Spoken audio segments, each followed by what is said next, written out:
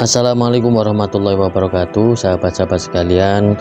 Pada episode kali ini saya akan menerangkan tentang biografi Kiai Abdul Wahab Hasbullah, pendiri Nahdlatul Ulama dan juga merupakan pahlawan nasional. Kiai Abdul Wahab Hasbullah lahir dari pasangan Kiai Hasbullah dan Nyai Latifah pada 31 Maret 1888 di Tambak Beras, Jombang. Pendidikan Kiai Wahab Hasbullah ditempuh di pondok pesantren Tambak Beras sendiri di bawah asuhan ayahnya pada usia 7 tahun. Kemudian sebagaimana tradisi di pesantren pada waktu itu, santri akan berkelana berguru dari pesantren satu ke pesantren yang lainnya. Hal ini dilakukan oleh Kiai Wahab Hasbullah selama kurang lebih dari 20 tahun. Di antara pondok pesantren yang pernah disinggahi oleh Kiai Wahab Hasbullah adalah Pondok Pesantren Langitan Tuban, kemudian Pesantren Mojosari Nganjuk, kemudian Pesantren Cempaka, Pesantren Tawangsari Sepanjang, Pesantren Kademangan Bangkelan Madura di bawah asuhan Kiai Kholil, kemudian Pesantren Beranggahan Kediri, Pesantren Tebuireng di bawah asuhan Kiai Hasyim Asy'ari. Kiai Wahab Hasbullah dikenal memiliki ilmu dan pengetahuan yang luas, tidak hanya di dalam bidang agama saja, tapi juga ilmu-ilmu yang lainnya. Khusus di pesantren Tebuireng, ia cukup lama menjadi santri. Hal ini terbukti kurang lebih 4 tahun beliau menetap di pondok ini dan ia menjadi lurah pondok. Setelah lama belajar ke berbagai pesantren, seperti halnya kebanyakan santri, beliau memperdalam ilmu di Mekah selama lebih 5 tahun. Di Mekah, ia bertemu dengan ulama terkemuka dan kemudian berguru kepada mereka seperti Kiai Mahfud Termas, Kiai Muhtarom Banyumas, Syekh Ahmad Khatib Minangkabau, kemudian Syekh Syahid Al-Yamani, Syekh Ahmad Abu Bakri Shatta. Selain belajar pada kitab-kitab atau belajar agama, ia juga belajar ilmu organisasi dan pergerakan. Selama di Mekah, Kiai Wahab Hasbullah bergabung di dalam pergerakan yakni organisasi Syarikat Islam. Selepas pulang menuntut ilmu di tanah suci Mekah, Kiai Wahab tak langsung menetap di Tambak Beras. Ia memilih tinggal di kota yang waktu itu terbilang kosmopolitan, yakni Surabaya. Di situ ia bergaul dengan berbagai kalangan. Dari pengalaman dan buah pikirannya, ia kemudian membentuk Nahdlatul Wathon, kemudian Tasfirul Afkar, dan kemudian Nahdlatul Tujar. Kemudian dari rangkaian itu, atas izin gurunya Hadratul Syekh Hasyim Asy'ari, Kiai Wahab Hasbullah menjadi penggerak utama dalam mengundang kiai-kiai hadir di kediamannya dalam menyikapi situasi di Arab Saudi waktu itu yang dikuasai mazhab Wahabi.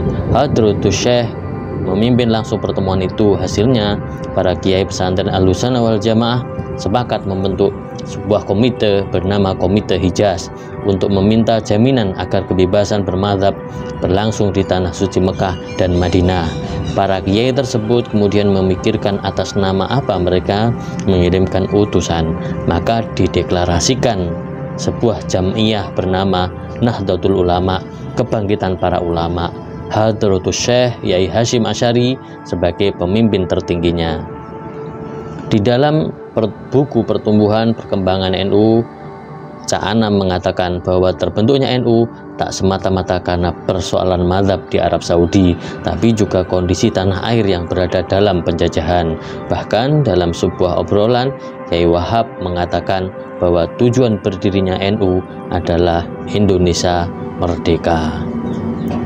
Menurut ensiklopedia NU, utusan atau Komite Hijaz yang dibentuk para ulama itu baru berangkat pada tahun 1928. Mereka adalah Kiai Wahab Hasbullah, Syekh Hunaim Al-Misri. Cak Anam mendeskripsikan dalam perjalanan tersebut, Kiai Wahab singgah di Singapura. ia tak menyia-nyiakan kesempatan. Waktu luangnya digunakan untuk bertemu dengan ulama-ulama setempat dan menceritakan permohonan kiai pesantren untuk kebebasan bermadzhab Arab Saudi. Selama 15 hari di negara itu, Kiai Wahab sempat mengadakan pertemuan dengan Syekh Ahmad Hakim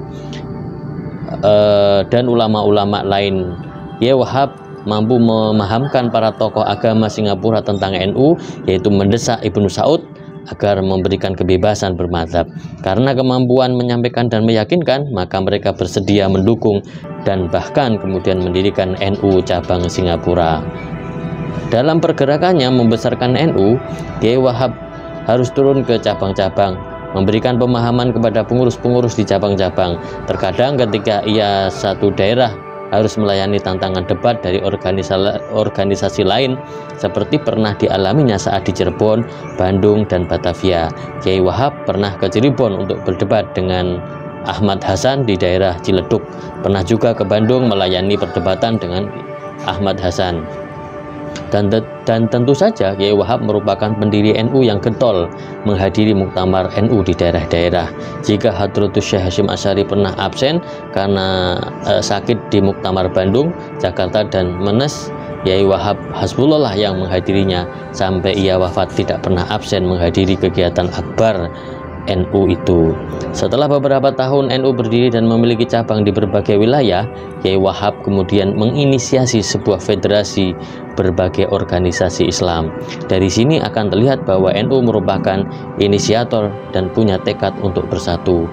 Kiai Wahab kemudian mengundang Mas Mansur Muhammadiyah, Wondo Ami Seno untuk membentuk Majelis Islam ala Indonesia.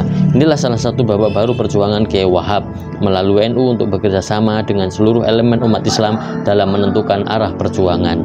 Pada masa Jepang, NU turut dalam pembentukan Masyumi. Masa kemerdekaan, saat Kiai Wahab jadi Rois Am, NU menjadi inisiator Liga Muslim Indonesia. Tentu masih banyak peran dan sepak terjang Kiai Wahab dalam sejarah NU dan bangsa ini. Perjuangannya berakhir setelah beliau wafat pada tahun 1971, beberapa hari selepas menghadiri muktamar NU di Surabaya. Ia dimakamkan di sekitar pondok pesantren Tambak Beras.